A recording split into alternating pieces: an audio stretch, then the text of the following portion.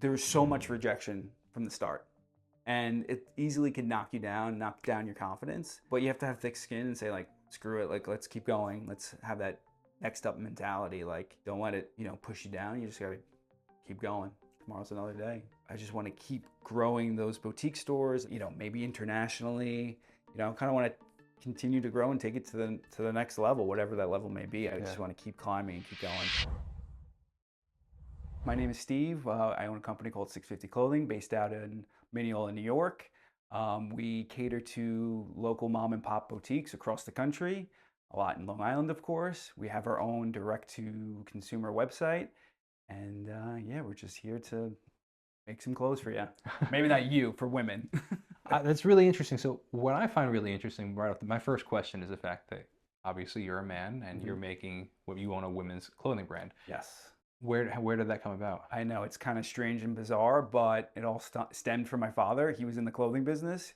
He had a jean store all over Long Island, started it all himself, turned one store into, I think, 13 at its height.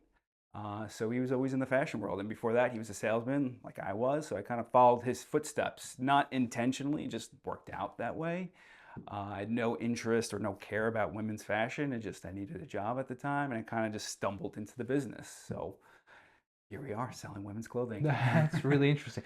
So did you essentially take over his business or you started something separate? No, it had nothing to do with him or his business. In fact, he retired when I graduated college.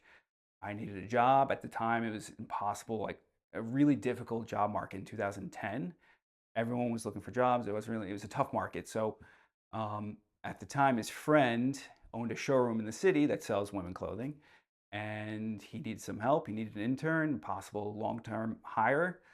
I was available. I knew this friend for my entire life, so he's kind of like an uncle to me. And he brought me on board, and I fell in love with it on not day one, but day two. Yeah. So talk to me about the process of you starting there, day two, that you started to love it, and then where you became now. Like how did you get to where you are now? Okay, so it's quite the story. So, like I said, I started off as an intern. I was working in a showroom, and his kind of pitch to me was a traveling salesman. Go in the car, drive all around town to local boutiques, speak to people all day, every day, and on to the next one. So I started off there, interned for him all summer, kind of following his footsteps, and he, kind of showed me the way. And then, come the fall, he hired me full time, became his like road salesman. He stayed up in the showroom with his business partner, and yeah, I worked with him for a couple of years, and eventually went off on my own, started my own thing.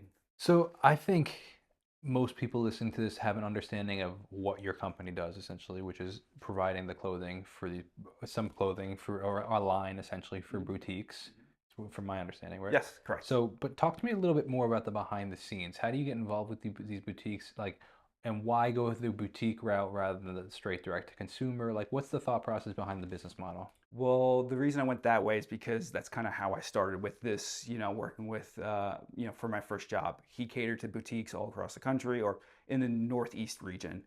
So it's like what I knew. So, I learned as much as possible from him in those 2 or 3 years.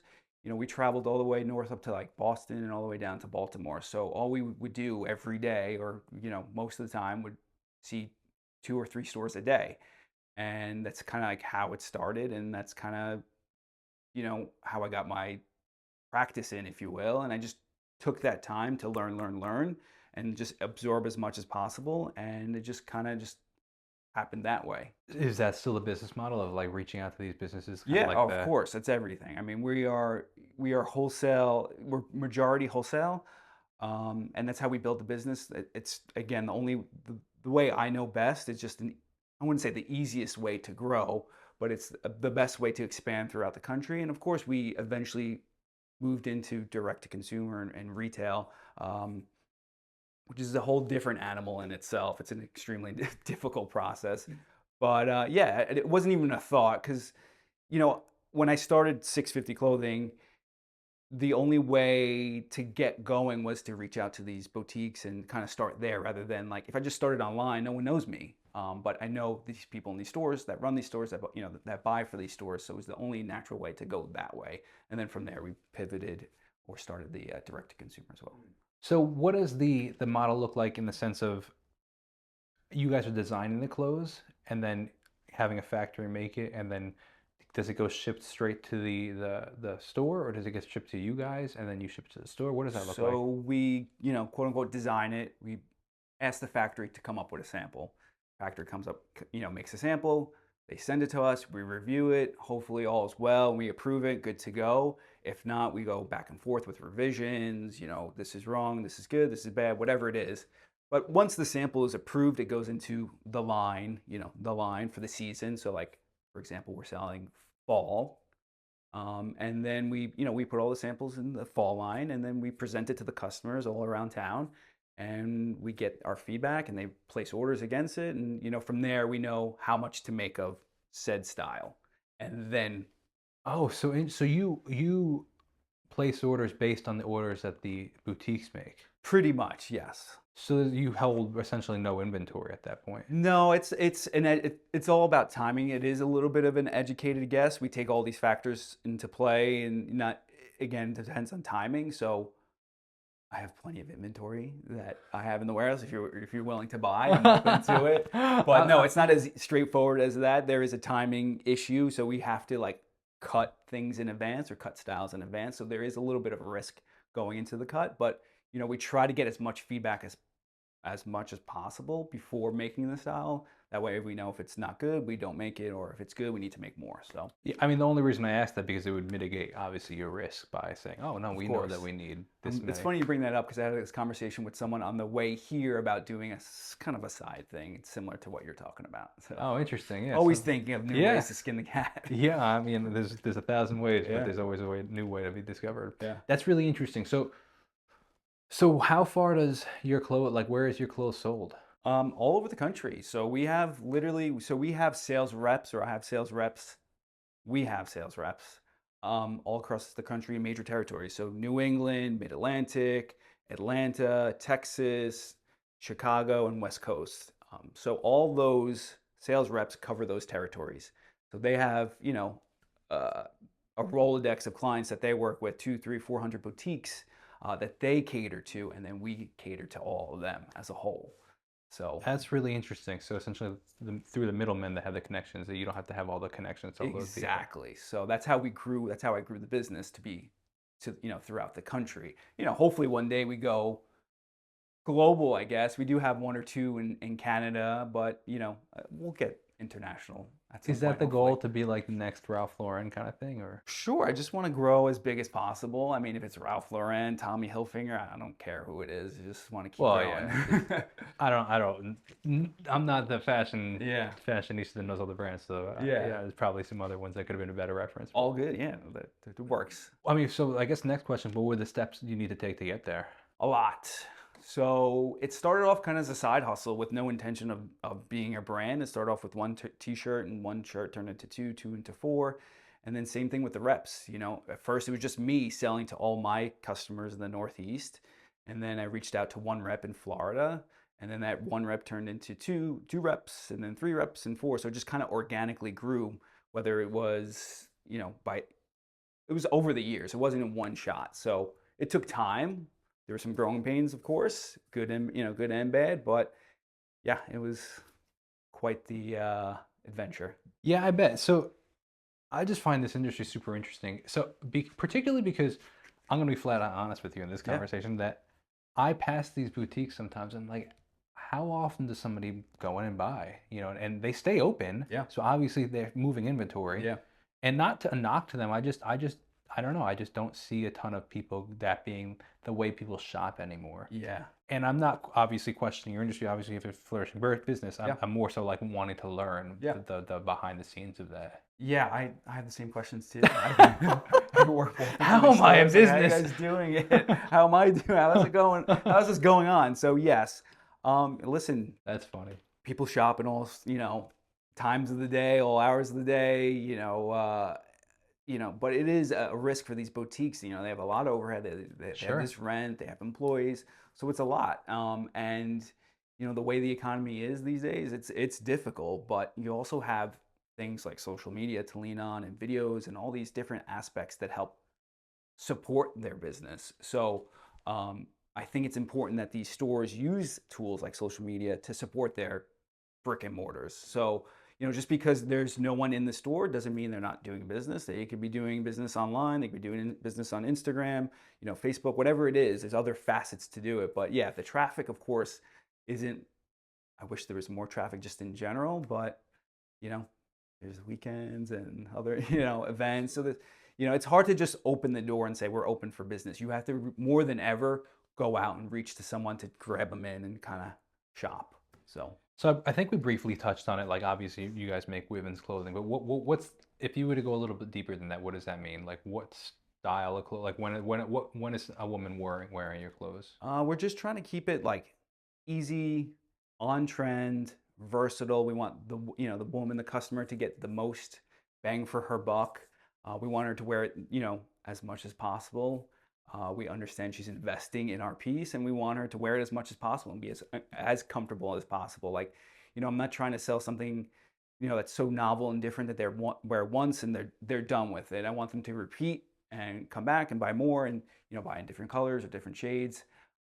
So we want it to be just like kind of your everyday go-to piece in your closet or in, wherever you are, and just put it Like on. casual wear or Yes, casual. So casual, easy, like, you're running to, we cater to women. So it's more of like, I would say a mom customer, 30 yeah. and So up. what's your that was my next Yeah, it would follow up. So be, what's your demographic I mean, the typically? cool thing about us is that the age range can really go from like 20 to like 80. In fact, one of my favorite stories is a boutique of mine. She sent me a picture of someone or these three women wearing 650 sweater. It was the daughter, the mom, and the grandmother all wearing the same That's sweater. cool. But that just shows you the age Yeah. gap, range that we work with. But we really cater to a woman that's 30 plus years. They have, maybe have a couple kids, and they just want to think, what's the easiest and most comfortable thing I could grab and put on right now because I'm going to pick up my kids at school or drop them off, and I just want to throw something on that's easy. And you know so yeah, try to keep it simple. What kind of marketing do you guys do? You mentioned the fact that I don't know if it was on the podcast beforehand, you said one of your models. So um, I guess you bring inventory in, you have your model the work for the Mhm. website and what you're sending to the boutiques. But Mhm. outside of that, what does that look like? Well, the reps go out and sell. We have, we work with influencers, of course. Our model, Julia, that we just spoke of, she became kind of a, big influencer. So she's really kind of helped us, and she kind of took us under her wing. So she helps. We're very active on Instagram, TikTok, all social media platforms because, we want to be in your face as much as possible and showcase the product. That's the best and easiest way. It's also free. So that's cool. You don't have to spend, marketing dollars on placing an ad or a billboard. Like, this stuff is free. So we try to take advantage of it. Talk to me about the influencer marketing that you were mentioning. What does that look like for you guys, and how do you go about that? So there's a platform called LTK. It's called Like to Know It. And to be honest, I don't really handle that aspect of the business. It's more of my wife and marketing manager. But basically, it's a platform that houses all these different influencers. And they're available for X amount of, for a campaign or for a certain price, whether as low as $50 all the way to like 50K or whatever it is. And you could reach out to them and say, hey, Jacob, I would love to work with you. I want you to showcase my product. And our budget is, $1,000. Can we get one or two social media posts out of it? And kind of that's Hmm. what we use to reach out to influencers. I mean, sometimes people reach out to us or we reach out to them directly, but like LTK is a good marketplace to house everything. You could hold all your conversations in there. You could discuss and exchange, compensation and sales commission if need be. And that way there's like kind of a backbone to like facilitate the deal. Yeah, I think that actually that piece of knowledge is actually really a nice tidbit for entrepreneurs listening, because I think that a lot of people understand the influence marketing is an avenue that needs to be taken, Mhm. but they don't necessarily understand the ins and out of it. Or okay, what do I do? Just send a message to an Yeah. email to an influencer? Wait, sure you can do, but that's also super intimidating. Yeah, So a platform like that kind of has the cogs in the wheel where exactly. you can just essentially, I'm assuming, sign up and then it'll kind of Yes. walk you through the steps. In fact, before that, and when we first started going, doing this thing and reaching out to influencers, we made deals directly.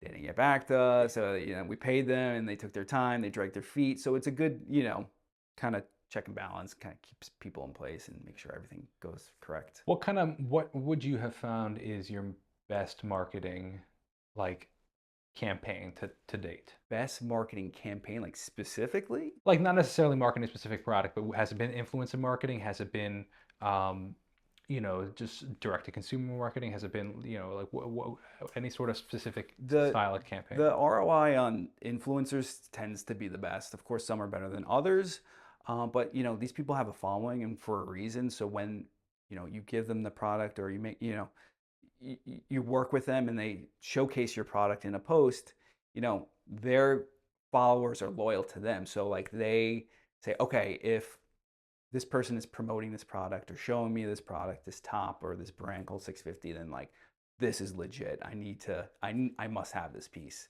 And the results show. I mean, usually when we work with an influencer, usually it's pretty worthwhile. Which is really encouraging to hear because obviously it's a billion-dollar industry for a reason, but I think that sometimes it doesn't necessarily work for businesses, and I think that it's just maybe they're not doing it right, Right. And I think that to hear that is obviously it's working because I I hear constantly from my wife, "Oh yeah, this thing is trending right now." I used to pride myself on being I was in the know. I was totally in the social media space. Like when I was doing all the YouTube stuff, Right. I knew every new song that came out. I knew all the trends on TikTok and Instagram because it was my job. To be completely honest with you, now I couldn't care less, and Yeah, like I'm kind of happy with that. But of now my wife course. is like, "Oh, this is trending on. You haven't seen this trend? Oh, and she's like, just as a conversational piece, and she's like, "Yeah, this bag is trending, for example, at the moment." Um, and all the ladies are buying it for this summer Yeah. for the beach, and I'm like, it's just interesting to see how influential social media can really be for a brand. It can Yeah. really, really change the I don't know what you want to call it, Buying but patterns. yeah, I mean, think about it. Everyone has a phone. Everyone's glued to their phone. It's only natural that like you fall in love with these people because they're kind of like minor celebrities or major celebrities in your head, and you know they're telling you this, that, the other thing, and you can't help but like get sucked in. it makes such a big difference in a business. It can make such a Yeah, big difference in a of business. course. I don't think we discussed where the 650 comes from. Where does that come from? So going back to my father, who's like my role model, if you will, when he started his business and grew it, to where he did, his home base, the address was 650 Willis Avenue. Fast forward 20 years, we're actually in the car together and we're trying to brainstorm. This was brainstorm session number 3, I think, of what name to come up with. And we're driving in the car. We pass a house, and for whatever reason, this particular house, the number was bigger than everyone else, and it was 650. And I said out loud, 650. And he goes, "Oh, I like that. It has meaning. It's short and sweet. It's catchy. 650." 650, that's literally how it, I like that, yeah. man. So That's a good kind of story. ties in, so it was cool. So talk to me about the team behind 650. Obviously, you're the owner of the company. You mentioned Right. your wife. Yep. Is she involved as well? Yep, she's my business partner. I'm more front of the house, design, marketing, sales, all that fun stuff. She's more back of the house where she handles all what I call the boring stuff. Numbers, invoices, Excel sheets, which is the death of me. I can't stand it. She loves it. She's color coding, she's got tabs, she's got all that stuff. But she's my business partner. She's like, she has no interest in being seen or saying anything. She just likes to operate in silence and do her thing. But she's essential to the business. Without her, I wouldn't be here. So yeah, she's essential. So, but yeah, she's my business partner. And you both do it full time? Yes, I mean she's a full-time mom. She takes care of our 2 kids. So she's during the school year we got one in school and the other one's always at home. So how she juggles it and makes it happen, I don't know. Because at times when I'm home with the 2 kids, I'm ready to like go crazy, and she's takes it like a pro. No, I hear that Yeah. absolutely. So talk to me about the husband-wife dynamic at work because um, obviously it's working, and Yeah. there's a handful of businesses that I personally know that do it, but it is definitely far and few between. Yeah. And I think that a lot of couples like the fact that, hey, I love you very much, but I like the fact that I get to have a little me time for a Yeah. couple of hours. Well, the cool thing about us is that I get to go to the office every day. She stays home. So she works from home. But having said that, I talk to her all day, every day, whether I'm home or back and forth on phone calls, text messages, whatever. But like, as cheesy as this sounds, like she's my best friend. We get along so well. We rarely get into fights. We don't get into tiffs. I've learned to be super patient because of her. She's the most calm, patient, even keeled person ever, and that's kind of rubbed off on me, which is cool. But having said that, like we have all our discussions or all our decision making, whatever it may be, is very like diplomatic, if that's the right word, or democratic. It's very like, okay, what do you think? What do I think? Let's come up with a decision. And there's no like ego. There's no I think this and whatever. Sometimes I don't like what she has to say, but and I might overrule her. But like, it's a very good relationship. It's very healthy, fun.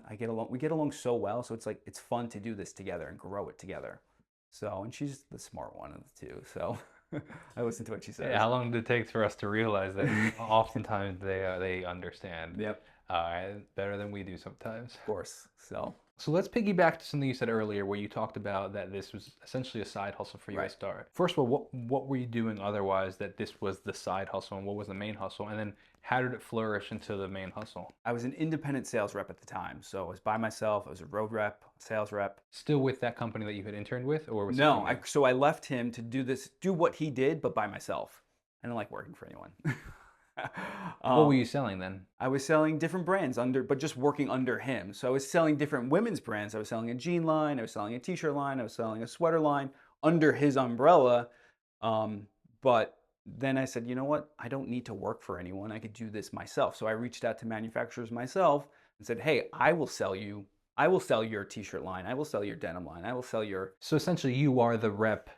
You were the rep that you could now control. Yeah, yeah, but well, you are the rep that you use now. correct. The Yes. middle, you were the middleman that you were using to get to these boutiques. Yes, and that's kind of like how it kind of also like works so well with my reps because I've been in their shoes. I know what it's like. I know the whole Sure. rigmarole. I get the whole process. So like I speak to their language because when they usually speak to the manufacturer owner or the business owner, the brand owner, there's a disconnect because it's just like a money guy or whatever it is or sales, sales manager of sorts. But I was like, listen, I've fought your battles. I've been there. I've been in the trenches. I know what it's like to be out on the road.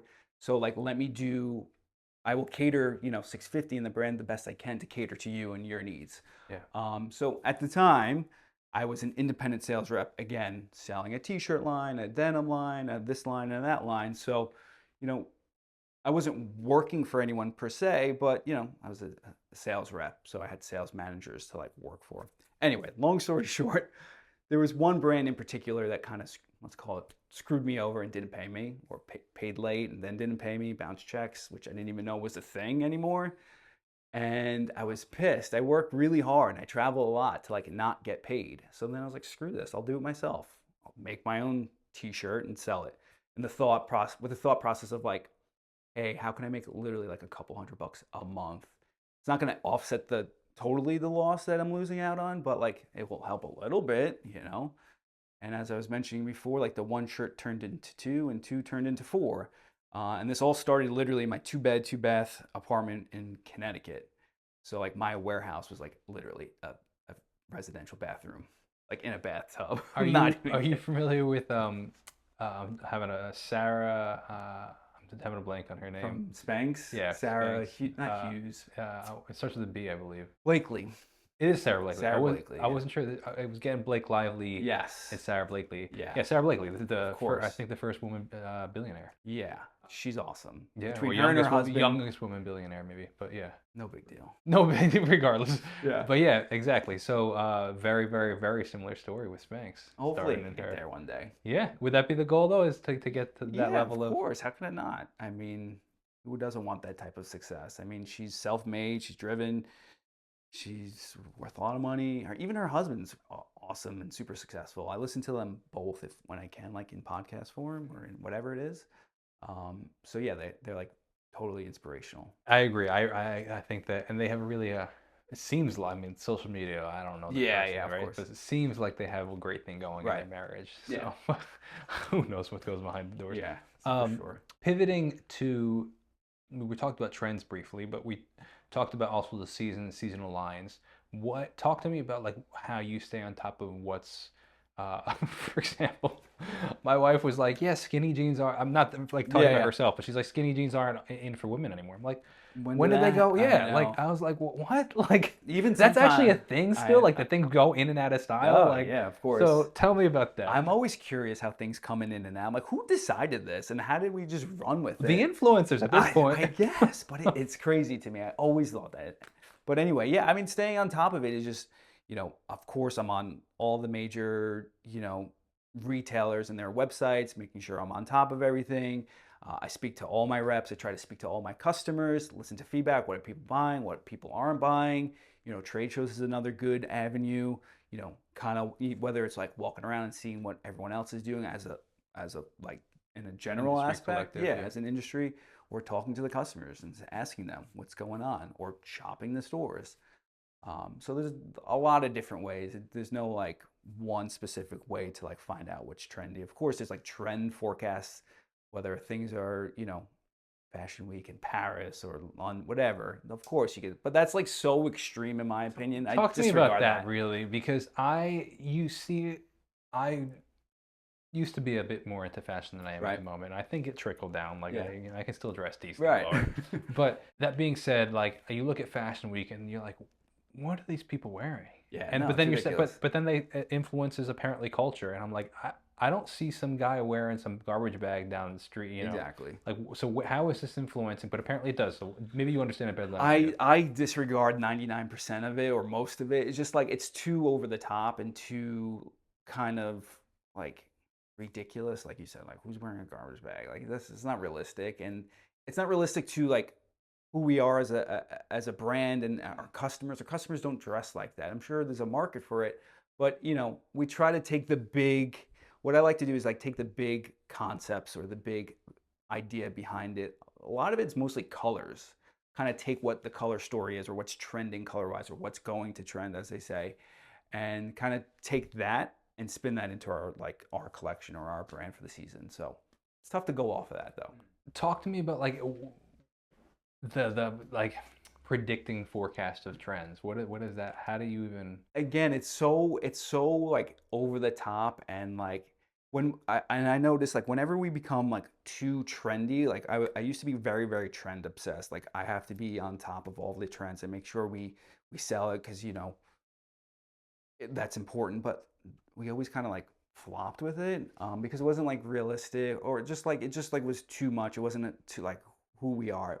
Of course, you have to take the trends but you have to take the trends and interpret it what you think is best for the brand. And that's what we do now. Instead of like just taking every little trend and infusing it into the brand, we kind of like take it, water it down, and kind of go from there and do our own thing, do what we think is best for us and our customers, and kind of go from there. So can you expand on that a little? So I appreciate what you said about like when you said we tried to follow every trend Yeah. and you flopped. So what does that look like? And like what did the flop look like? And then and but realistically and what like so then you talked about watering it down. So Yeah. like what does that look like? And just a little bit Sure. more practically, I'm curious because Yeah. I think a lot of businesses want to stay on top of the trend, but the trends are always changing. And then again, kind of like what you said, if you're always chasing the trend, you're not also creating any sort of trend at the Right. same time. You're always Right. chasing the next thing, right? Right. So what's the balance between those two? These are hard hitting questions. You mind if I Yeah. take the jacket? I'm starting to sweat. Um, yeah, I'm just gonna rope this here. So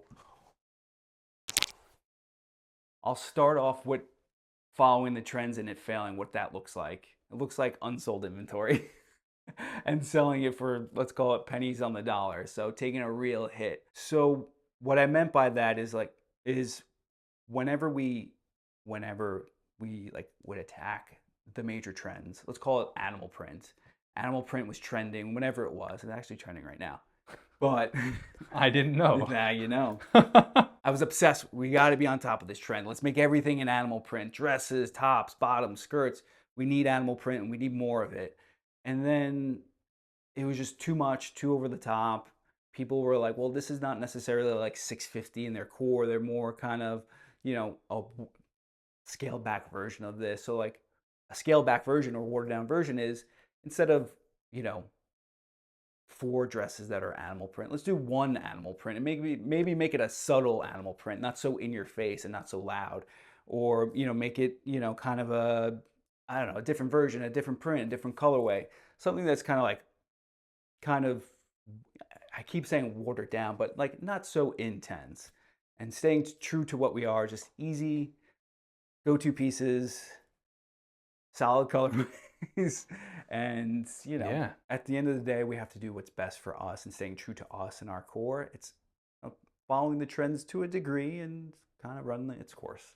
Yeah, and I think a lot of businesses can take something from that because I think that it's you have your finger on the pulse Right. essentially, but Exactly. it doesn't necessarily mean you have to then dive deeply into that, but Exactly. you can tap into it whenever you'd like and make it your own. It's kind of what I'm The getting from best it. way, that is a nice tight way of Well, I'm putting it. listening Yeah. to what you're I saying, appreciate it. So Sometimes I go all over the place, and that helps. Just a no, narrowed that's down interesting. version of it. So what do you see is next for you as a business or you Uh, as a business owner? just keep on growing. We recently launched in Bloomingdale's online. It started off as a test on their website only, and you know, thank God, knock on wood, it's done very well. So this fall season coming up, we are being rolled out into a couple of retail stores around the country. One of them, Roosevelt Field, which I'm excited about, which is our backyard.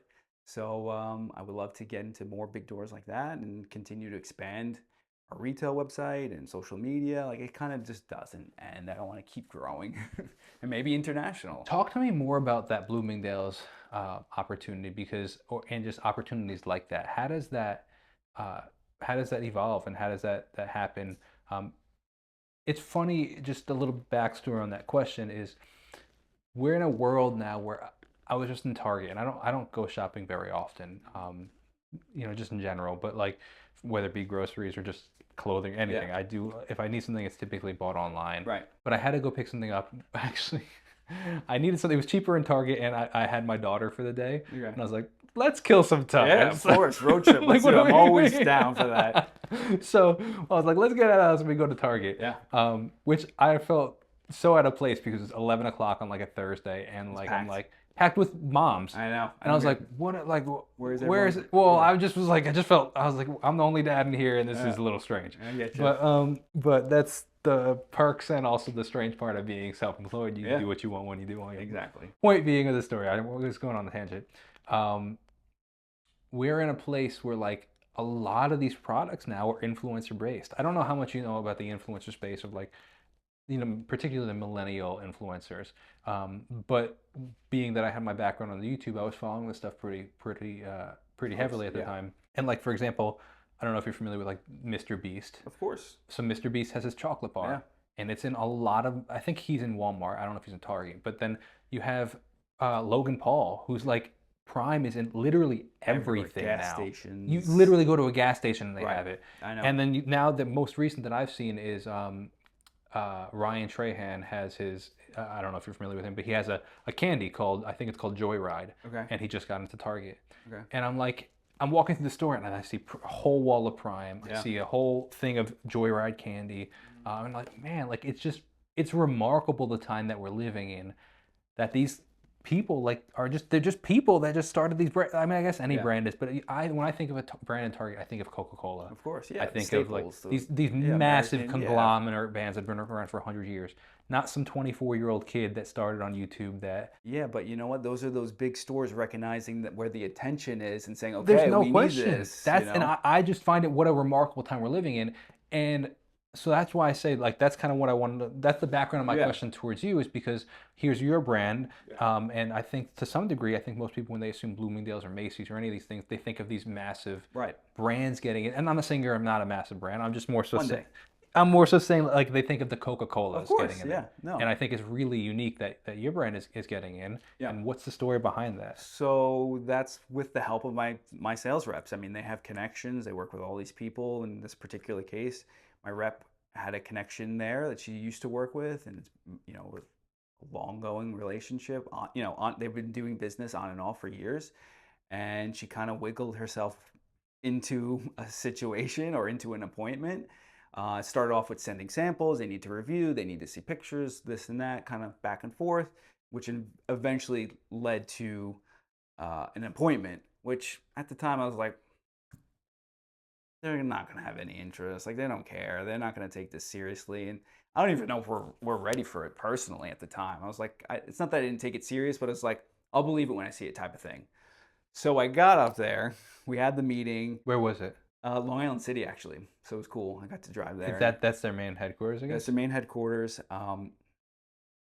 Beautiful, brand new office space. I think right before COVID, maybe all glass, like really nice stuff. And so we sat in a conference meeting and had the big TV, 650, Bloomingdale, the whole to do. I was like, oh wow, this is intense. And again, I didn't think anything of it. And they kind of actually started off the appointment. We're like, yeah, we're kind of like not interested.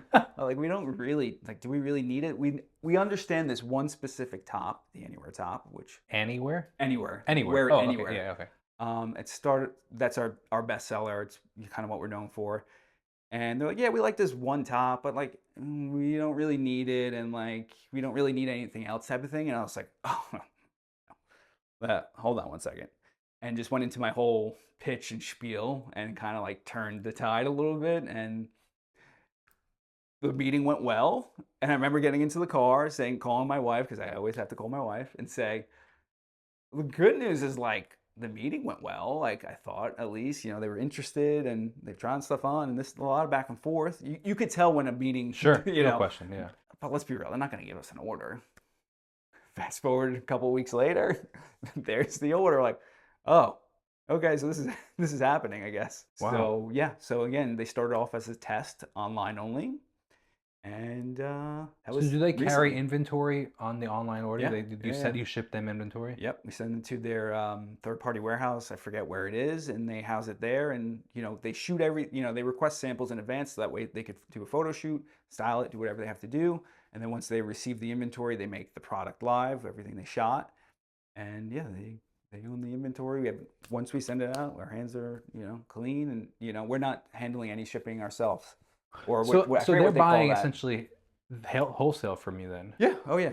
So it's not like you make a markup on everything that they sell. You just No, I'm trying to think what the heck they call that. You can obviously edit this out, but it's bothering me. Drop. I think it's called drop shipping, where like if they make a sale, it would come through us and we ship it. sure, Like, yeah, that's no, drop. like Yeah. they, No, I you mean get it. It's that's all pretty yours. cool. Yeah. Wow. So yeah, That's really pretty sweet, man. yeah, it And was. now that you're in Bloomingdale's, like it's the stop to Macy's or Gap or whoever's next, like is not that far of a leap now. No, now we could say to these other stores like, hey, not only are we in the store, but there's proven success and track record. Here it is. Let's go.